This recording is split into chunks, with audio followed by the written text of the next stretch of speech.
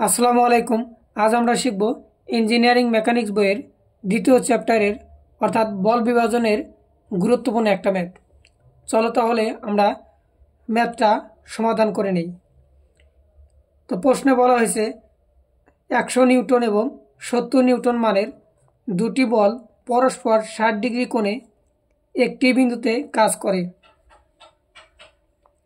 বল দুটির লব্ধির মান নির্ণয় করো। অর্থাৎ আমার লব্ধির মান নির্ণয় করতে বলেছে। এখন প্রথমে আমি চিত্র অঙ্কন করে নেব।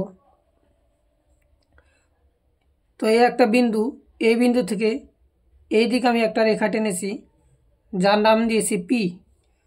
তো পি সমান 100 নিউটন দিয়েছি। তারপর 70 নিউটন মানের আরেকটি বল দিয়েছি। তো এই রেখায় আমি নাম দিয়েছি কিউ। এখন কিউ সমান 70 নিউটন।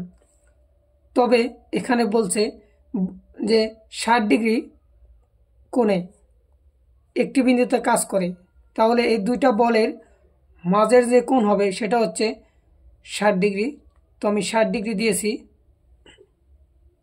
এখন আমি আর নির্ণয় করতে পারবো।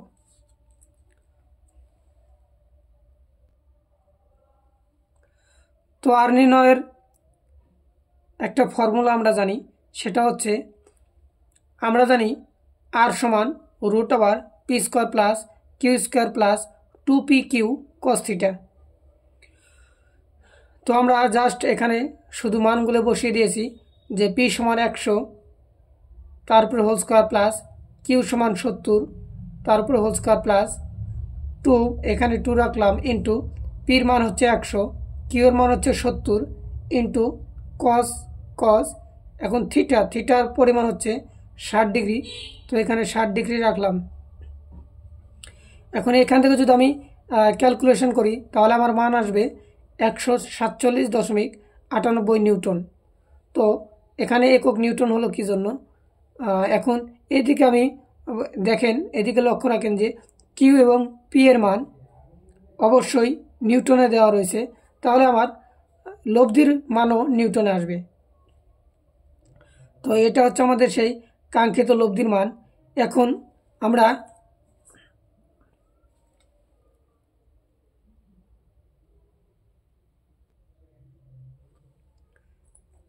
লব্ধিটা একটু চিত্রের ভিতরে দেখিয়ে দিব বা অঙ্কন করব। এখন লব্ধি জিনিসটা হচ্ছে দুটি বলের মাঝ বরাবর ক্রিয়া করবে। এখন আপনারা এভাবে দিতে পারেন, এইরকম। এখন এটা হচ্ছে লব্ধি আর। তো আর এর মান হচ্ছে 147.98 নিউটন, অর্থাৎ 147.98 নিউটন। তো এটা হচ্ছে আমার সেই কাঙ্ক্ষিত আর এর মান। আশা করি এ ধরনের সকল অঙ্ক আপনারা এখন থেকে নিজে নিজেই সলভ করতে পারবেন।